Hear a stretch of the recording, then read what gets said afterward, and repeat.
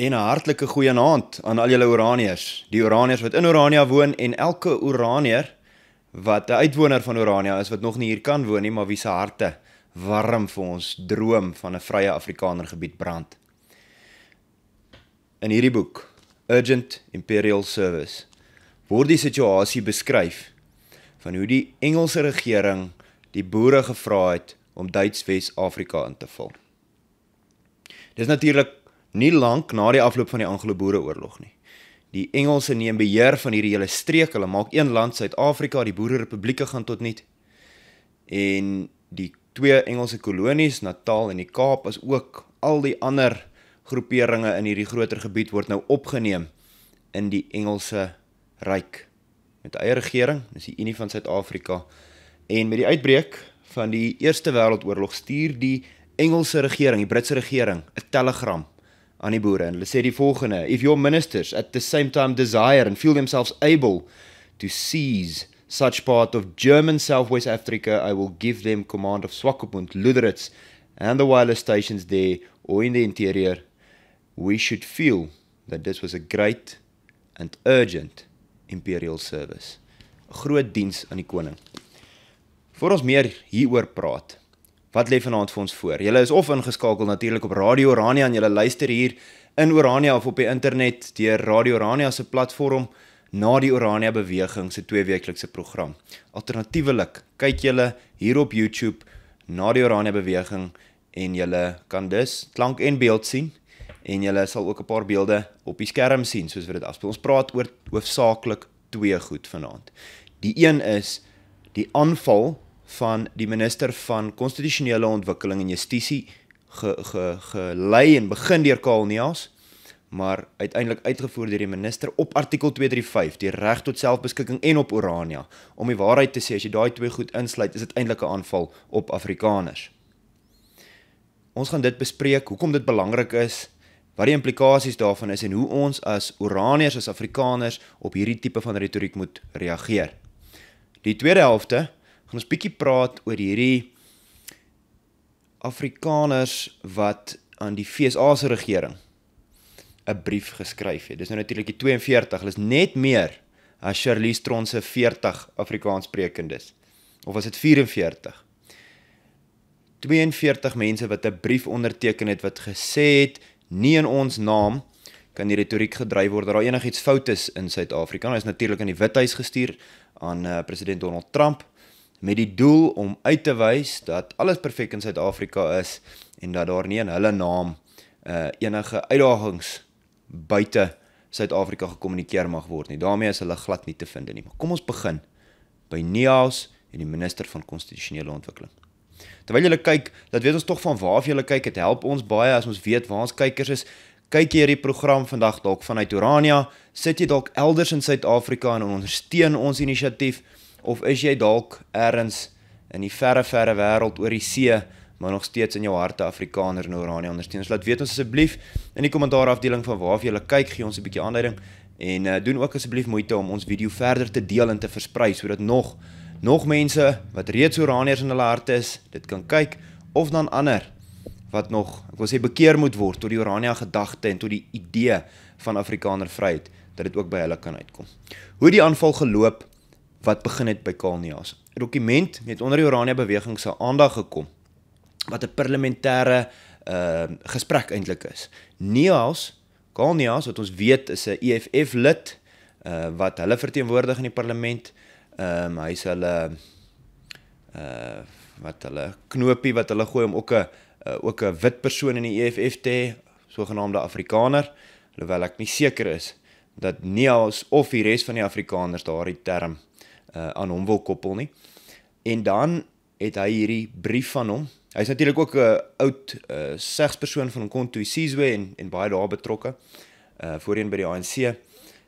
Hy het hierdie vraag gerig aan die minister van konstitusionele ontwikkeling en justisie, die persoon wat veronderstel is om Suid-Afrika se geheel te verteenwoordig as die minister wat oor die verordening van die konstitusie, die verordening van die ontwikkeling van die grondwet veronderstel is om die kenner en ook die persoon te wees wat dit onderhou wat seker maak dit val binne die regte lyne.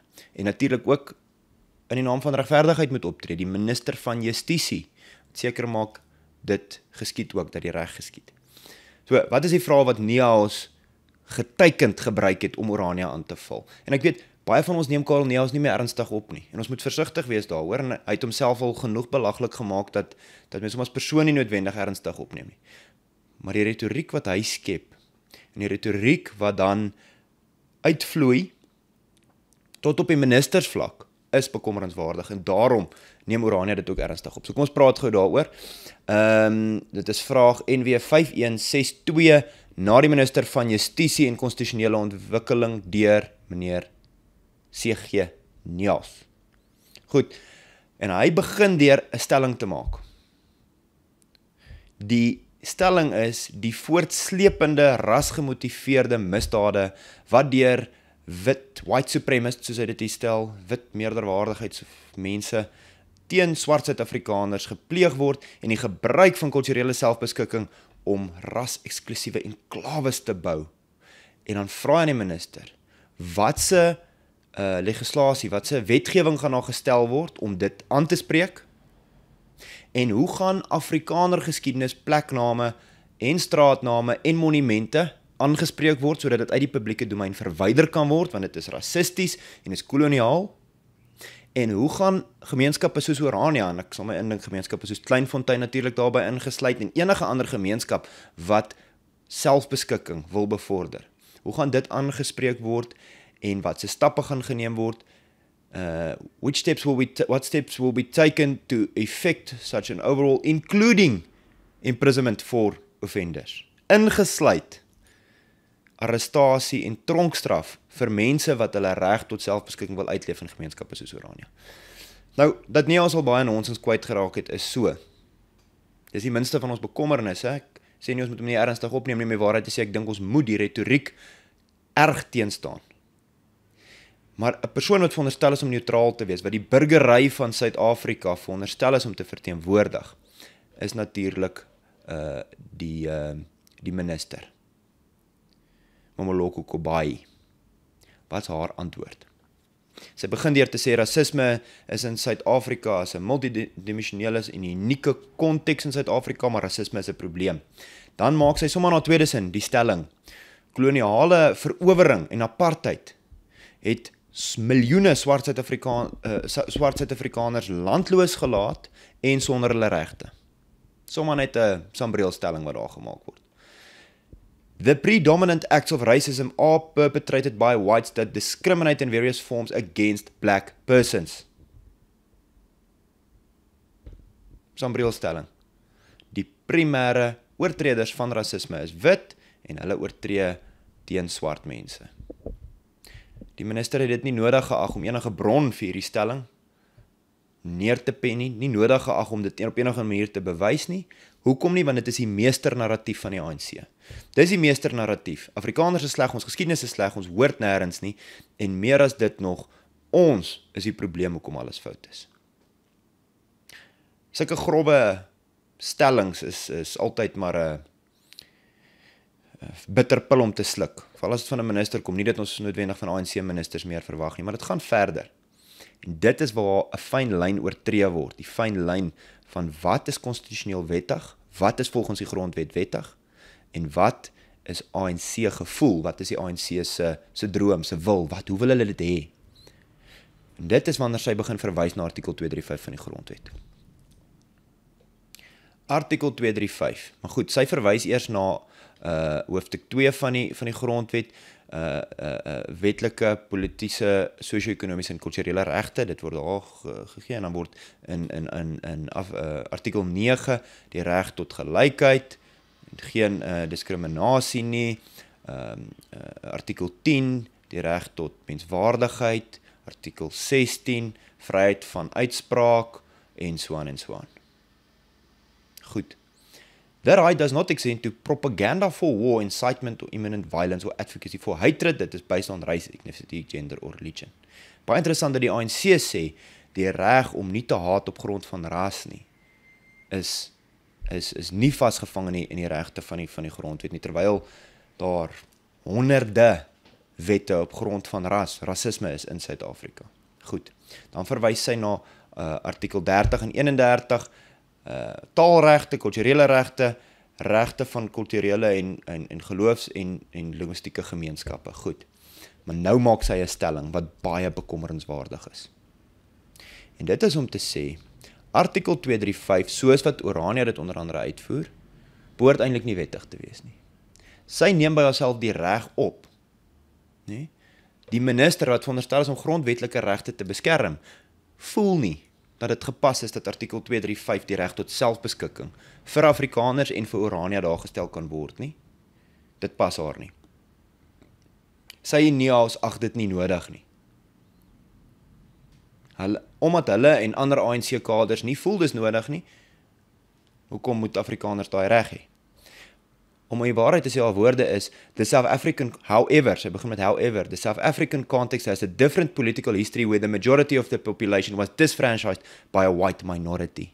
The criteria for self-determination as per international instruments and General Assembly from the Resolution 1541 from 1960 provided criteria for self-determination, particularly in colonial context, emphasizing the freely expressed wishes of a territory's people through democratic processes. The current context, hoor mooi, does not fall within the commonly agreed to definition for self-determination. The current context. The current context laat dit nou maar net nie toe dat grondwetlike regte uitgevoer word nie. Kom ons sê net weer waar kom artikel 235 vandaan. Die Vryheidsfront Plus het in hulle media verklaring, hulle reaksie op hierdie skreiende stelling vir die minister maak, dit ook uitgewys. Ons moet onthou, artikel 235 is die gevolg daarvan dat tydens die onderhandelinge in die 90's baie Afrikaners nie gelukkig was met hoe dit plaasvind nie. Baie Afrikaners nie gevoel het, ons kry 'n regverdige deel van dit wat ons toekom nie. Baie Afrikaners gevoel word, daar word nie vir ons 'n toekoms verseker op enige manier nie, en dat F.W. de Klerk se checks and balances eenvoudig nie genoeg gaan wees nie, die wigte en teenwigte gaan nie genoeg wees om vir ons 'n toekoms te verseker nie. Die grondwet sou dit ondersteun. En artikel 235 in die akkoord op Afrikaners selfbeskikking is baie pertinent ingesluit, sodat daar altyd 'n opsie sal wees, dat wanneer die nuwe Suid-Afrika nie vir Afrikaners uitwerk nie, hulle reg tot selfbeskikking kan uitleef, kan opbou en kan opeis. Hierdie minister voel net, however, the current context does not support it. However, dit is hoe sy voel, minister Kubai. So, daar is 'n sekere verlede, daar is sekere regte in die grondwet, en ek kan vir julle die teks lees. Kom ons lees artikel 235 is 'n teks, né? The right to self-determination for communities to share a common cultural and language heritage. Goed. Dan kan ons, dit kom natuurlik uit die akkoord uit, né? Die akkoord op Afrikaners selfbeskikking, wat onder andere deur die ANC onderteken is, wat sê dat die idee van Afrikaners selfbeskikking insluitende 'n volksstaat bespreek kan word, en dat dit voort kan gaan op daai wyse. Die moontlike van plaaslike en ander vorme van Afrikaners selfbeskikking nie uitgesluit sal word nie. Gemeet sal word, volksstaatraad sal opgerig word, ons ken daardie geskiedenis, ensovoorts. En dan het dit aangegaan, natuurlik nie daar gestop nie, ons verwys baie na die Musa-verklaring. Die Musa-verklaring is in 98, in Mandela se parlement, het die destydse minister van grondwetlike ontwikkeling, né? So ons het nou hierdie minister van grondwetlike ontwikkeling en justisie, die destydse minister, Wally Musa, het pertinent in die parlement, in 'n debat gesê, the pursuit on the part of the Freedom Front and other Afrikaners to strive towards the development of a particular region in the country as a home for Afrikaner culture and language within the framework is a legitimate pursuit in government's view. Dit was in 98, nee? Net kort van 30 jaar terug, na die oorgang, dit was al Mandela se regering, is dit nog gesê, dis legitiem. Nou sê hierdie minister, sommer net so, sonder enige bronne, sy dink nie, dis gepas, dat hierdie reg van Afrikaners uitgeoefen word nie, want sy voel nie, dit pas nie in die konteks nie. Jou regte is daar, totdat jy dit nodig het. Sy gaan verder deur hierdie skreiende opmerkings te maak, hoor hierdie. Sy maak die skreiende opmerking om te sê, dat verder meer, gaan het eintlik baie goed met Afrikaners hier in Suid-Afrika, en hulle is onder geen bedreiging nie. Daarom is artikel 235 van die reg tot selfbeskikking eintlik ook maar nie nodig nie. Dit gaan dan te goed. Dit is hoe grondwetlike regte geïnterpreteer word. Nou, dit laat mens baie vies. Ons het 'n sterk reaksie van Orania Beweging se kant af, ons het 'n petisie opgestel, teken gerus ons petisie, ons sit hom in die kommentare. Ons moet vir NEAS en hierdie minister wys dat Afrikaners reg oor die land en in die buiteland en enigiemand anders wat Afrikaners se reg tot selfbeskikking ondersteun, sal nie hierdie aanvaar nie. Ons verwerp dit. Verwerp saam met ons hierdie stellings asseblief. Natuurlik, ons gaan ook vir julle e-pos stuur, ons vir julle vra oor die sluit aan raak betrokke as julle die petisie geteken het. Ons gaan dit ook doen.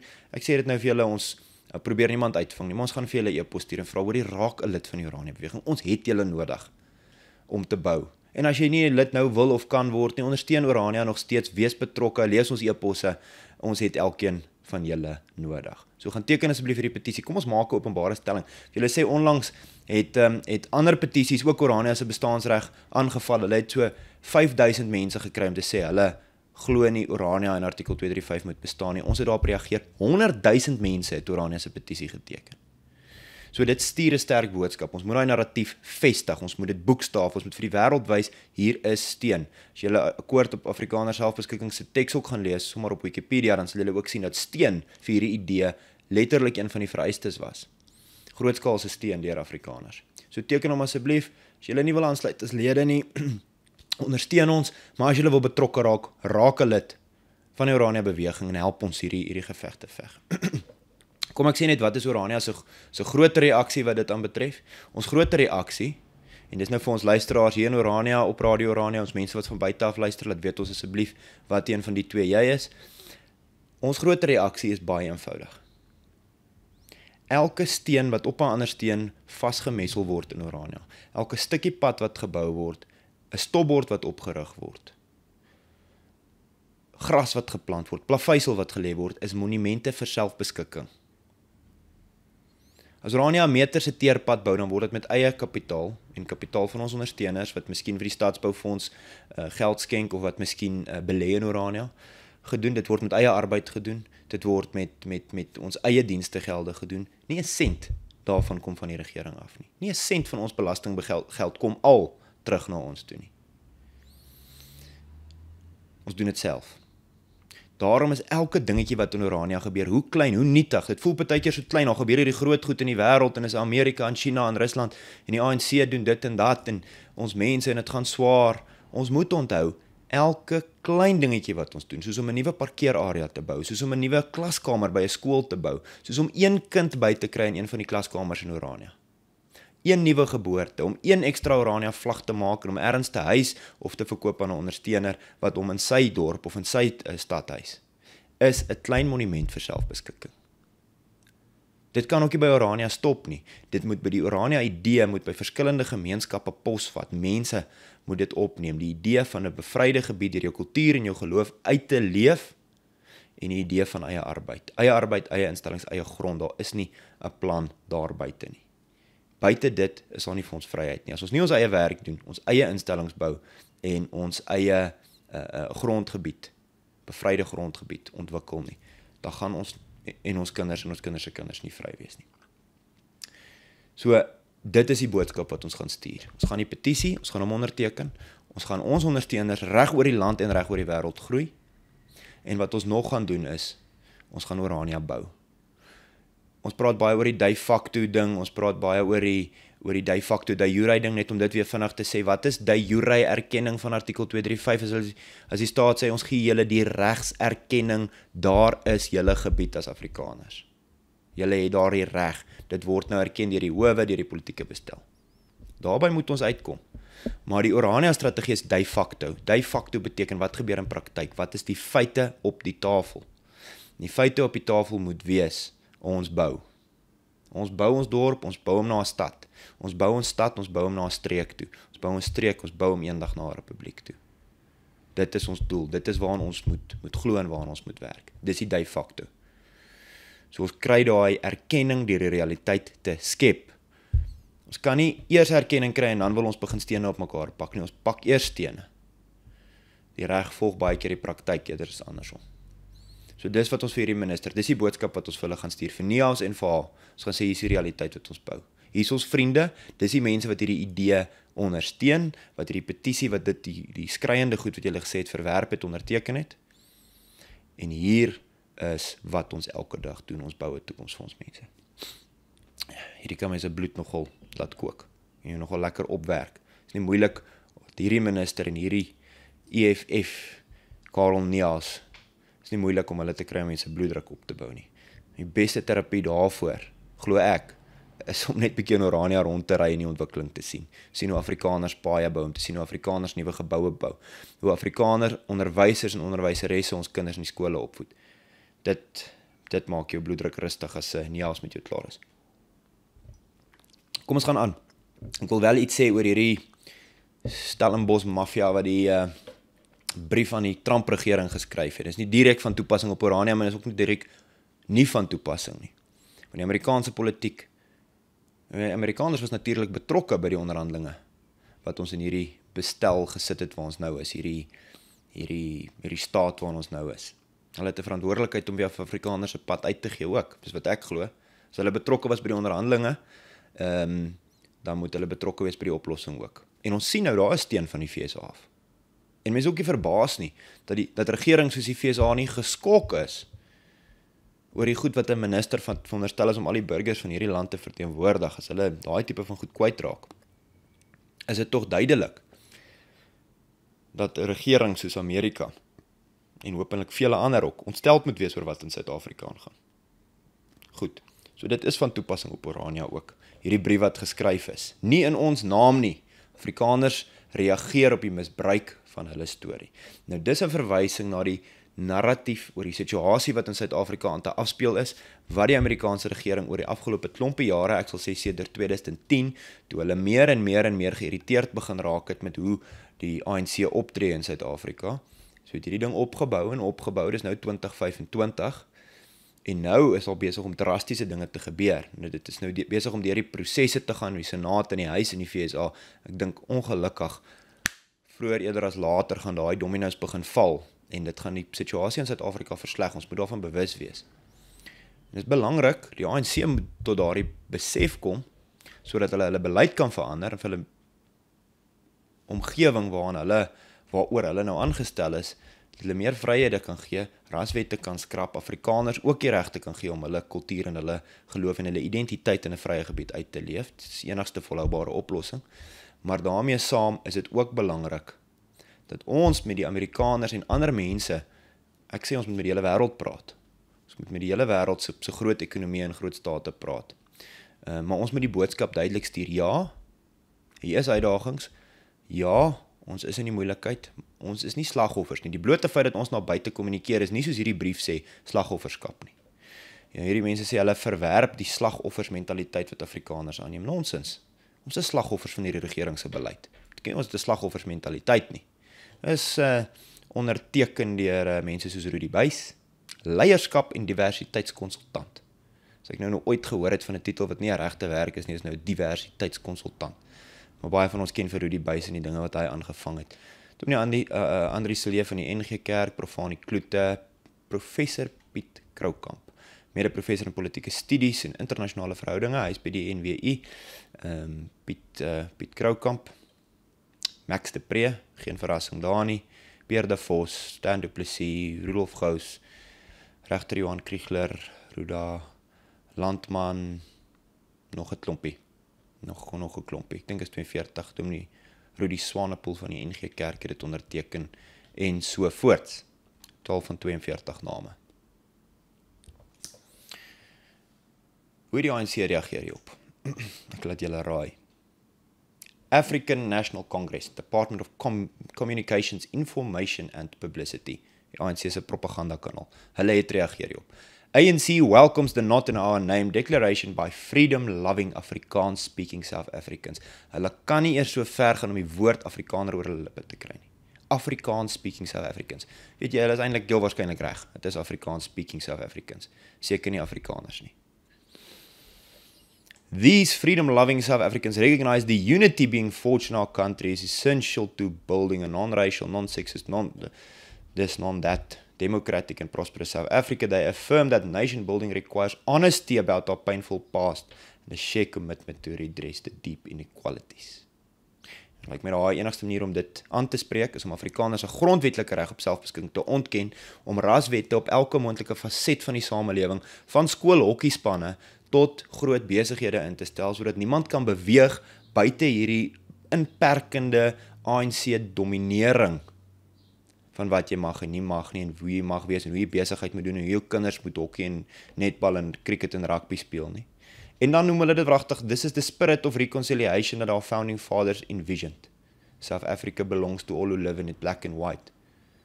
Belongs to all who live in it, maar soos Animal Farm sê, it belongs a little bit more to some than to others. Want ons mag nie eens ons grondwetlike regte opneem. Solidariteit het teruggekap, hulle het gesê ons mag aan ons eie kant wees, hulle het sterk gestaan daarop en so aan en so aan. Dis belangrik om van hierdie goed kennis te neem. Orania beweging is effektief besig, en ek het bietjie daaroor gepraat laas jaar om te sê, ons is besig om in verskeie lande 'n netwerk en 'n spoor te bou. Ons is besig om in Oos-Europa baie interessante ervarings daar gehad. Ek dink ek het al van dit met julle gedeel. Ons is besig om in Sentraal-Europa, mense soos Vlaams Belang, van ons vriende in Nederland, waar meer instellingsorganisasies en politieke partye van Orania weet en ons boodskap begin dra, daar is ons besig om verhoudinge te bou. Onder die Amerikaners, regtig besig om goeie verhoudinge met die Amerikaners te bou. Dis baie positief. So ons moet bewus wees, wat sê ons ministers, wat sê die ANC, hoe reageer hulle op hierdie 42 Afrikaans-speaking South African se brief, en hoe staan ons. Maar dit kom op die einde van die dag net terug na die kernkonsepte. Bou sonder opbou. Bou sonder opbou. Ons kan nie in hierdie tyd herwaarts en derwaarts rondslinger agter dit en agter daai en agter die en agter so aan nie. Ons moet ook nie ons identiteit verloor as gevolg van hoe ons aangeval word nie.